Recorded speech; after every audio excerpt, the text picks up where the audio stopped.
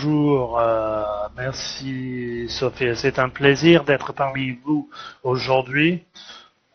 Ce matin pour moi, c'est cet après-midi ou c'est peut-être minuit pour certains. Ici, c'est 8 heures du matin, moins 4 degrés, le soleil se lève et cela sera une bonne journée. Donc, j'ai un plaisir d'assister à cette présentation aujourd'hui et je remercie aussi les organisateurs de cette journée, notre deuxième événement aujourd'hui, et cela je pense, être une bonne réussite encore une fois. Donc, on m'a demandé de commencer la présentation aujourd'hui en parlant de l'Eval Agenda 2020 et ce que cela veut dire pour les évaluateurs individuels. Mais d'abord, je vais présenter ce qui va se passer pendant cette journée en présentant à vous-même l'agenda 2020 et ce que sont nos partenaires afin de vous donner une idée de ce que vous allez faire en entendant les différents orateurs. Et puisque toute cette conférence est basée sur les structures de l'agenda 2020. Donc, tout d'abord, je vais vous parler de moi-même. Je suis ici depuis un bon moment. Je suis évaluateur depuis plus de 3 décennies.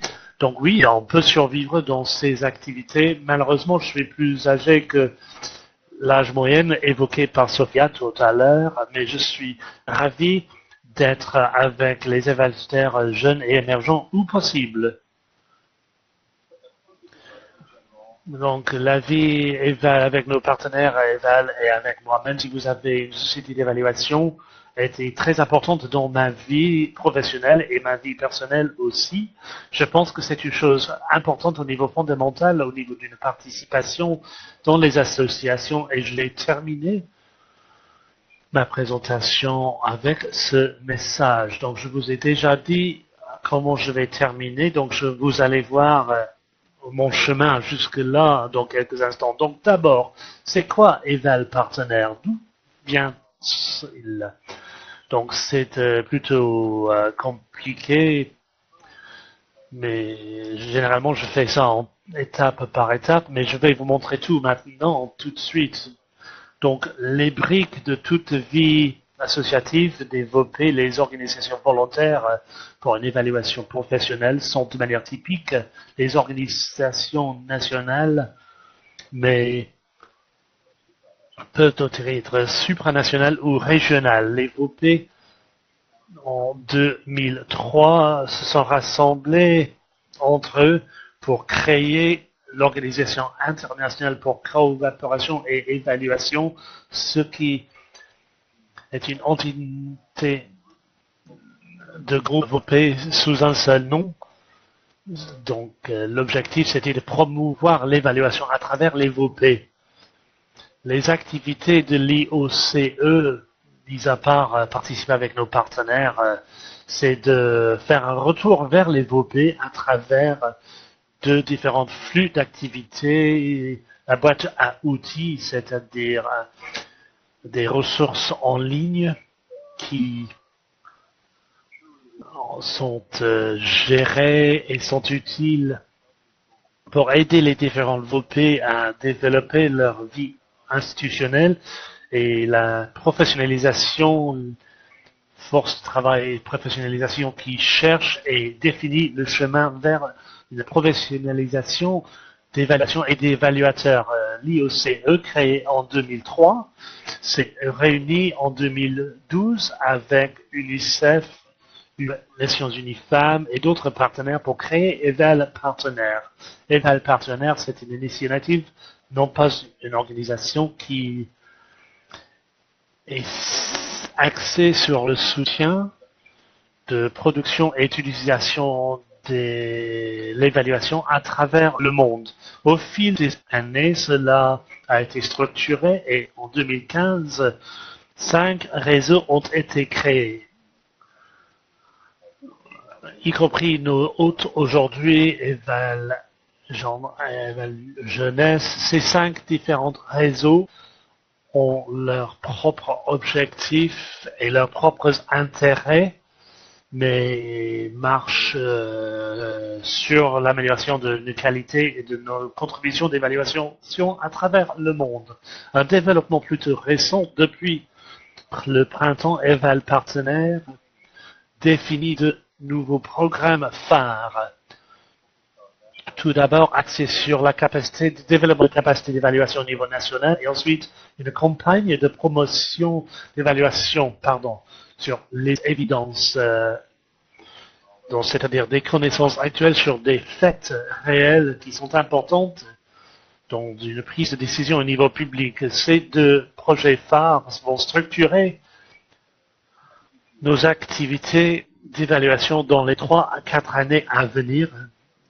Et ce sont très importantes, des programmes très importants dont on va en parler plus dans l'avenir. À gauche, vous voyez les partenaires Eval. Partenaires existent parce que cela a été financé par différentes organisations et individuelles qui ont vu que ces activités collectives méritent un investissement en termes de temps et d'argent. Depuis 3 ans, le ministère en Finlande est le bailleur de fonds le plus important, mais on veut aussi reconnaître qu'à partir de 2018 et pour les 3 années à venir, le développement suisse sera un partenaire important pour Eval Partenaire et au niveau de financement.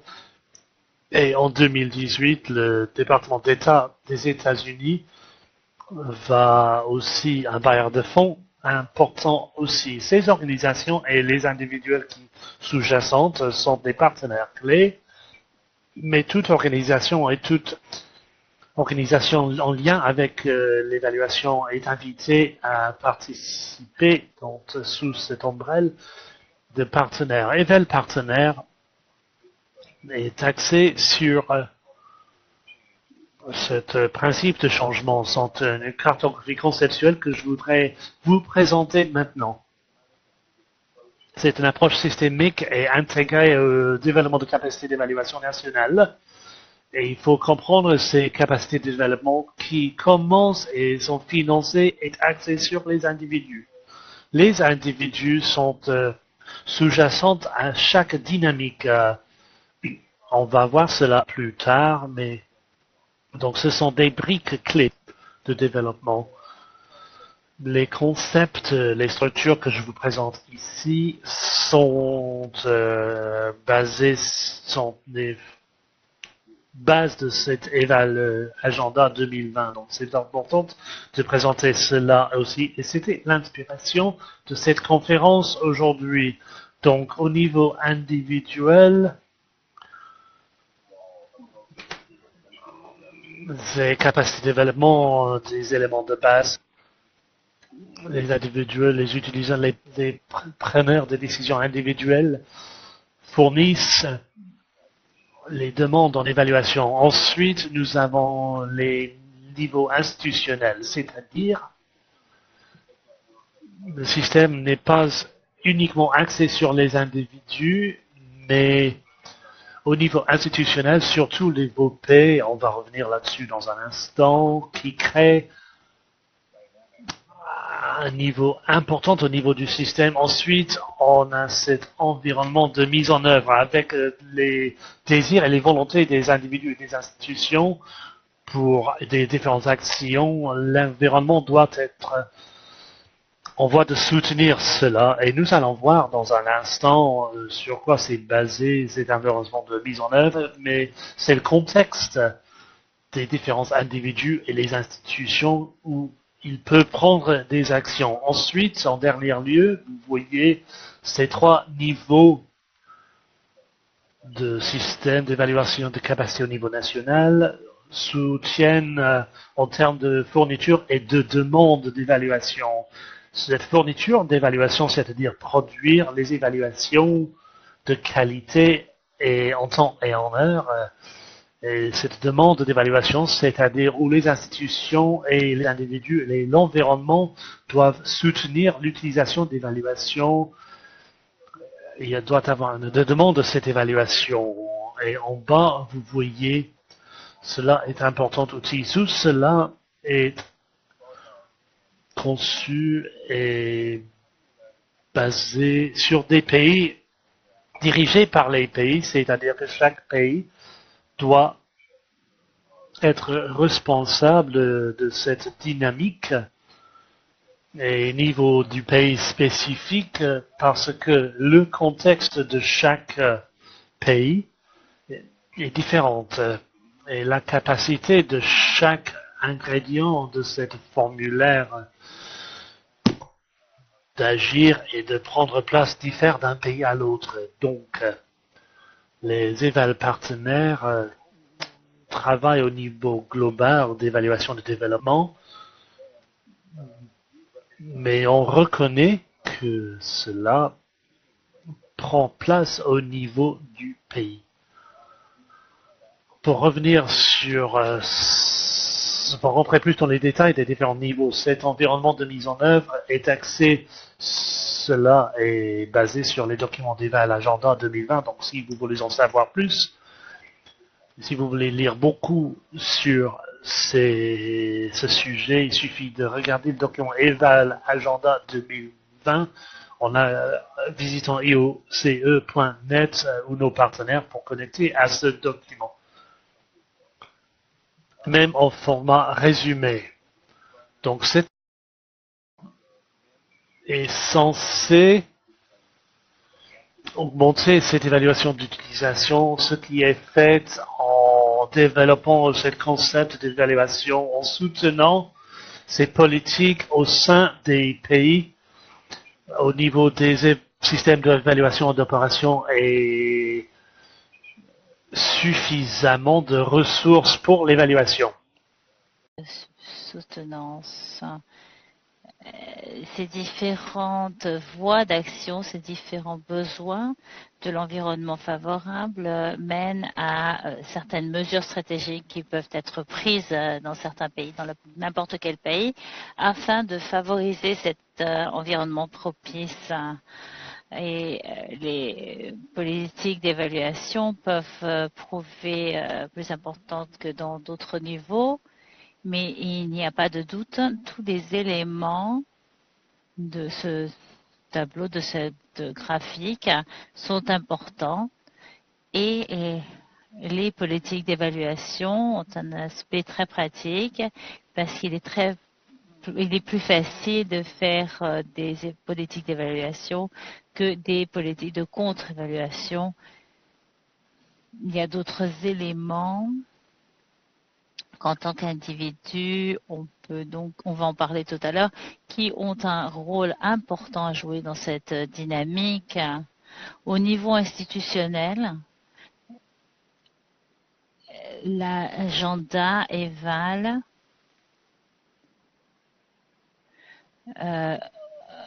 vont développer, disons, des connaissances sur les produits et vont échanger ces connaissances par le biais de réseaux entre les différentes organisations et bien entendu les pays pour la mobilisation et la gestion de ressources. Et comme on le voit au centre, on voyons que les VOP sont très importants dans cette dynamique.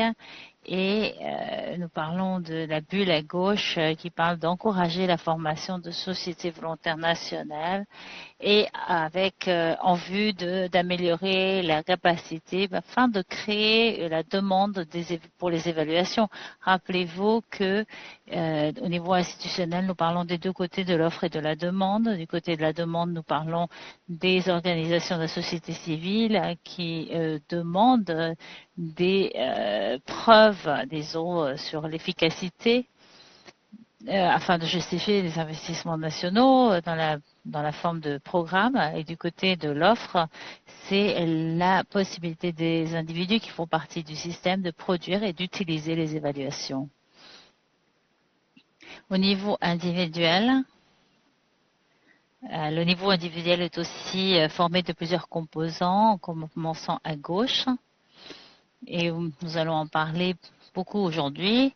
c'est le renforcement des capacités individuelles pour l'évaluation. C'est un aspect très important au niveau individuel qui assure que les évaluateurs aient la capacité de produire des évaluations de qualité.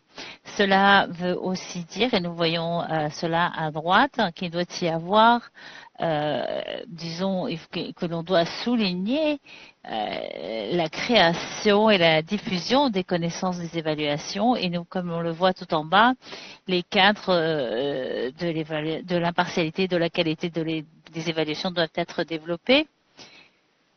Et nous voyons un chevauchement des trois bulles qui produisent, disons, d'autres bénéfices, comme par exemple le développement de compétences, le développement professionnel qui inclut la théorie et la pratique et des mécanismes fondés sur des preuves pour identifier des évaluateurs capables, comme par exemple des reconnaissances, des certifications. Mais surtout, ce que nous souhaitons obtenir, c'est que les évaluations soient reconnues par les personnes au dehors en tant qu'une profession. Nous parlons d'évaluation, que s'il y ait donc une reconnaissance de cette pratique en tant qu'une profession. Et ce qui est encore plus important, c'est que quand nous avons réussi à le faire nous-mêmes, alors il s'agit de convaincre le monde autour de nous que l'évaluation, c'est une profession et que les évaluateurs sont des professionnels. Ceci nous mène à un nombre de mesures que vous pouvez prendre ou que vous pouvez considérer et qui sont votre responsabilité. Nous parlons de ce que cela veut dire pour vous en tant qu'évaluateur individuel. Alors tout d'abord, je l'ai dit auparavant, je le répète, chacun est responsable de son destin.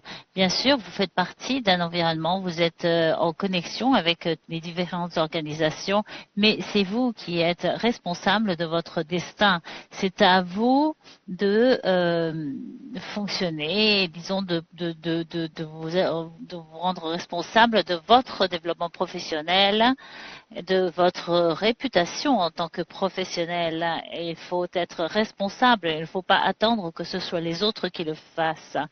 Et pour tous ceux qui sont présents aujourd'hui, vous avez tous compris ce message puisque vous êtes responsable de votre destin en investissant en votre développement professionnel. Par exemple, aujourd'hui, en participant à cette conférence, ceci pourrait être un samedi très agréable pour vous tous. Mais vous décidez de vous centrer sur l'aspect professionnel de votre vie. Deuxièmement, nous avons la défense de l'évaluation en tant que profession et c'est votre responsabilité en tant que professionnel de l'évaluation de défendre cette profession, de diffuser ce message autour de vous, de prendre contact avec les preneurs de décision en mesure où cela est possible et de développer l'argument en mesure, c'est-à-dire quel est l'objectif de l'évaluation, quels besoins est-ce que cela adresse dans votre contexte, dans votre organisation et adapter ceci à vos circonstances et donc défendre cette profession. Troisièmement, vous devez agir en tant qu'un professionnel de l'évaluation. Evalues 2020 est en train de présenter la voie de la professionnalisation de l'évaluation. Cela présente la base de cette professionnalisation en tant que voie, en tant que temps, mais le résultat final, c'est que nous cherchons tous à obtenir, c'est que nous cherchons tous à une pratique de l'évaluation fondée sur les connaissances, sur les meilleures pratiques, sur le choix des meilleures approches en vue des problèmes à résoudre, de la mise en œuvre de l'évaluation et des aspects professionnels de manière à pouvoir justifier cette profession en tant que compétence. Et comment nous allons arriver à ce niveau dépend des différents pays, des contacts et des contacts institutionnels. Votre responsabilité est de le faire vous-même et d'agir en tant que professionnel de l'évaluation où que vous vous trouviez, ou que vous agissiez en tant qu'évaluateur. Quatrièmement, il faut renforcer l'importance de l'évaluation avec les autres. Vous ne pouvez pas le faire tout seul. Il faut faire des connexions avec les autres évaluateurs, avec les personnes sur lesquelles vous souhaitez exercer une influence, afin qu'ils participent à ce voyage, à cette production de la qualité, afin d'utiliser l'évaluation de la meilleure manière possible, afin d'améliorer la prise de décision collective et de se connecter avec les autres, de travailler avec les autres, c'est fondamental puisque nous ne pouvons pas avoir un tel impact tant que au niveau où nous pouvons l'obtenir si nous travaillons avec des autres. Et ici, le mot, la notion d'avoir un impact signifiant est vraiment clé puisqu'il faut renforcer l'importance de l'évaluation et la production d'évaluation de qualité par un processus de professionnalisation. Alors, vous donnez de l'importance à cette profession avec les autres. Nous ne parlons pas simplement de ce que nous pouvons résumer dans un manuel de meilleures pratiques ou de standards, mais il s'agit de la signification de ces standards, de ces normes. Et finalement, mon message pour vous, c'est de vous investir vous-même dans votre VOP, c'est-à-dire les organisations volontaires pour les évaluations professionnelles. Il est important d'avoir un VOP dans votre pays. Un tiers d'entre vous sont déjà connectés ou en connexion ou connaissent votre VOP. Cela veut dire qu'il y a encore 2 tiers d'entre vous qui ne connaissent pas votre VOP, qui n'êtes pas en liaison avec votre VOP. Si vous ne savez pas où il se trouve, je vous propose d'aller à aoec.com et de chercher là votre VOP. C'est là que vous allez trouver votre liste de VOP. Je pense que Jim Roux va me corriger quand il fera sa présentation. Il y a, je pense, 150 VOP qui se trouvent dans cet annuaire professionnel. Alors, allez-y et cherchez votre VOP national. Vous trouverez les noms et les adresses e-mail des personnes qui s'occupent de cela. Vous allez peut-être même trouver un site web et n'hésitez pas à vous impliquer. D'abord, à adhérer à votre VOP et donner de l'intérêt à votre VOP. Présentez-vous comme volontaire, travaillez dans le conseil exécutif, organisez des événements en tant que volontaire, soyez là à participer. Et cela ne sera pas uniquement de bénéfice pour vous, mais cela aussi va aider votre VOP en augmentant le nombre d'adhérents et aussi cela va donner de nouvelles idées à votre VOP. Vous allez donner une nouvelle perspective du monde et de l'évaluation. Donc, ce 5e point, disons, que je vous présente, est véritablement très importante et fondamentale. C'est vraiment l'élément de base principal de ces étapes. Alors, intéressez-vous à votre VOP, occupez-vous de votre propre destin. C'est vraiment la direction stratégique que je vous propose aujourd'hui, ainsi comme à l'avenir dans les semaines à suivre. Et finalement, voici ma dernière graphique, la dernière minute de cette présentation. Cette graphique est prise de l'agenda EVAL 2020 et cela vous montre les mêmes éléments dont j'ai parlé, c'est-à-dire les 3 niveaux. l'environnement propice, les capacités institutionnelles, les capacités individuelles, et tout cela travaille ensemble, sont toutes liées dans toutes les différentes activités, dans les directions qui sont présentées ici, selon les couleurs des trois thèmes principaux de l'agenda, de l'EVAL Agenda 2020. Elles se trouvent donc associées les unes avec les autres. Elles travaillent toutes ensemble. Il n'y a pas de séquence. Ils travaillent tous ensemble. Et nous devons donc considérer cette graphique de manière systémique.